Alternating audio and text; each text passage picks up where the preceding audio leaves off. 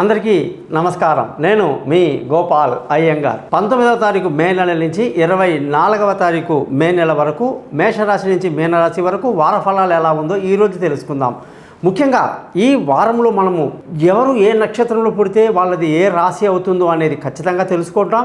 దానికి మంత్రాలు ఉంటాయండి, అది కూడా ఖచ్చితంగా చెప్పడం జరుగుతుంది.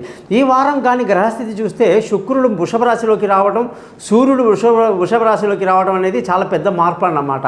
ఇకపోతే గ్రహస్థితులు చూసుకుంటే మేషరాశిలో బుధుడు, వృషభ రాశిలో సూర్యుడు, అలాగే గురువు శుక్ర గ్రహాలు ప్రయాణిస్తున్నాయి. అలాగే కేతు కన్యారాశిలో, శని కుంభరాశిలో, రాహు కుజుడు మీనరాశిలో ప్రయాణిస్తున్నారు. చంద్రుడు కన్యా తుల వృశ్చిక రాశిలో ప్రయాణిస్తున్నారు.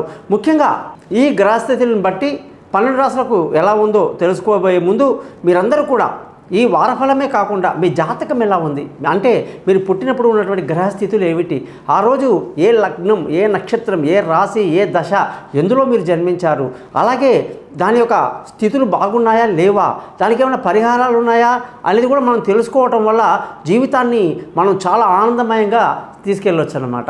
కాబట్టి మీరందరూ మీ date of birth, time of birth, place of బర్త్ని నాకు పైన ఇచ్చిన 3 వాట్సాప్ నెంబర్లో కానీ పంపిస్తే మీ జాతకాలు రెడీ చేసి మీతో ఫోన్లో మాట్లాడి పరిహారాలని చెప్పి జాతకాన్ని మీకు 50 పేజీలు మెయిల్ చేస్తాను.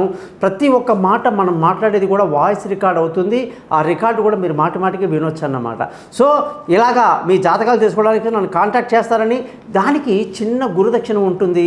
తప్పకుండా జాతకం చెప్పించుకున్నప్పుడు గురుదక్షిణ ఇవ్వాలి అనేది ఒక నియమం ఉంది కాబట్టి మినిమంగా పెట్టారన్నమాట. ఇకపోతే మీరందరూ కూడా ఎవరికైతే డేట్ ఆఫ్ బర్త్ లేదో వాళ్ళు ముఖం కనిపించే ఒక ఫోటో, కుడి చేతి రేఖలు మగవాళ్ళు, ఎడమ చేతి రేఖలు ఆడవాళ్ళు పంపించండి. మీ జాతకం రెడీ అవుతుంది, మీతో ఫోన్లో మాట్లాడతాను.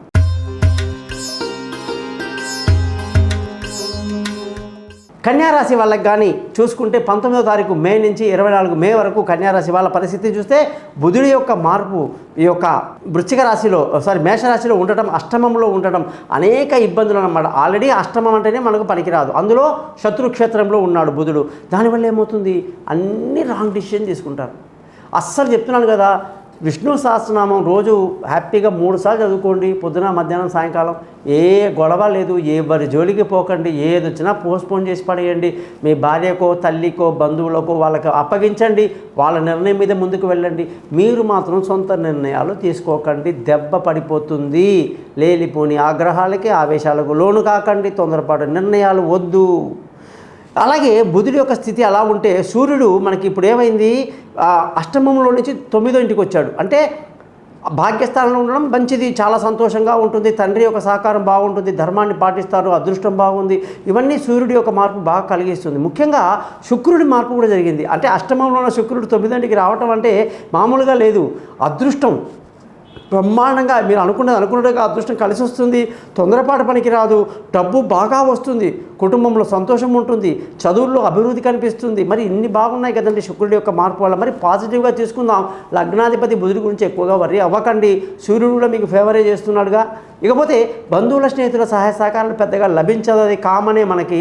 ఇకపోతే విలువైన వస్తువులు, భూములు, వాహనాలు, ఇల్లు ఏదైనా సరే కొనడానికి ఎంతో అనుకూలమైనటువంటి పరిస్థితి ఈ వారం అంతా మీకు కనిపిస్తుంది. సంతానం విషయంలో ఎటువంటి టెన్షన్ అక్కర్లేదు, విదేశీయానాలు కలిసి వస్తాయి, దూర ప్రయాణాలు కలిసి వస్తాయి, చక్కటి తెలివైన నిర్ణయాలతో ముందుకు వెళ్తారు. ఆరోగ్యం మీకు బ్రహ్మాండంగా ఉంటుంది, శత్రువులు మిత్రులు అవుతారు, అప్పుడు తీరే మార్గాలు కూడా మీకు బాగా కనిపిస్తుంది. భార్యాభర్తల మధ్య ఎప్పుడూ లేనంత అన్యోన్యత, సంతోషమైనటువంటి పరిస్థితిని చూస్తారు కన్యారాశి వాళ్ళు. అలాగే పెళ్ళి కాని వాళ్ళకు పెళ్ళి కుదరటం, దూరంగా ఉన్న వాళ్ళు కలుసుకోవటం, ఇవన్నీ అద్భుతంగా జరుగుతాయి అన్నమాట.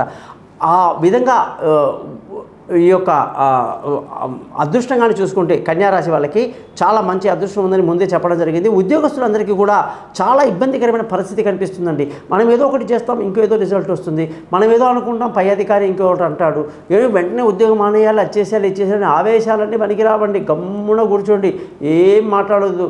జస్ట్ బుధగ్రహం మార్పు వరకు వెయిట్ చేయండి, విష్ణు సహస్రనామం చదవండి. ఇప్పట్లో ఏ నిర్ణయాలు తీసుకోవద్దు. అది కన్యారాశి వాళ్ళకి సూచన. ముఖ్యంగా ఈ రాశి వాళ్ళకి వ్యాపారంలో మంచి లాభాలు ఉన్నాయి, సంతోషంగా ఆనందంగా గడుపుతారు, కొత్త వ్యాపారంలో పెట్టుబడి పెడతారు, ఖర్చులు మాత్రం చాలా ఎక్కువగా ఉంటుంది.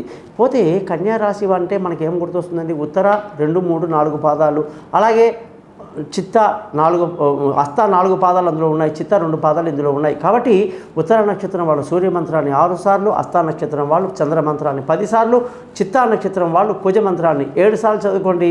సక్సెస్ మీదే. ఇక మీరందరూ కూడా 12 రాసులకు ఎలా ఉంది అని తెలుసుకున్నారు కదా. మీరందరూ నాకు గురుదక్షిణ ఏమిస్తారు? కేవలం thesimple.astrologer.com అనేటువంటి ఈ యూట్యూబ్ ఛానల్ని సబ్స్క్రైబ్ చేయండి. మీ బంధువులకు, స్నేహితులకు నా గురించి తెలియజేయండి. జాతకాల కొరకు నన్ను సంప్రదించండి. మీ యొక్క సమస్య ఏదైనా సరే దానికి నేను పరిష్కారానికి తప్పకుండా ప్రయత్నిస్తాను. నమస్కారం, మీ గోపాల్ అయ్యంగార్. శ్రీమతే రామానుజాయ నమః.